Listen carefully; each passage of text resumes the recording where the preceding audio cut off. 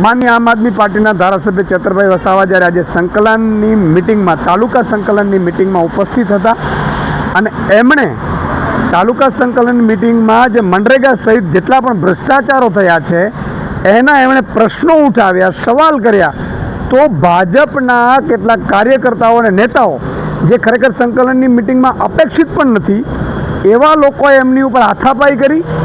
ચેતર વસાવા ભ્રષ્ટાચારની સામે અવાજ ન ઉઠાવે, એમને સવાલ ન કરે, એમની પોલ ના ખોલે એટલા માટે થઈ અને ચેતર વસાવા ઉપર હલ્લાબોલ કરે છે ભાજપના નેતાઓ કાર્યકર્તાઓ.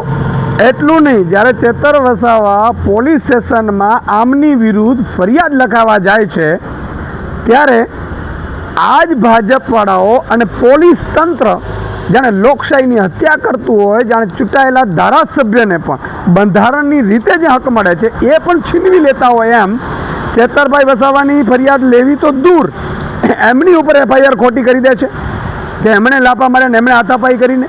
આ શું થઈ રહ્યું છે? એટલું નહીં, આ પોલીસ ચેતરભાઈને એના પરિવારને કે એમના વકીલને પણ મળવા નથી દેતી, સીધા જિલ્લા મથકે લઈ જાય છે. આ કઈ પ્રકારની લોકશાહી?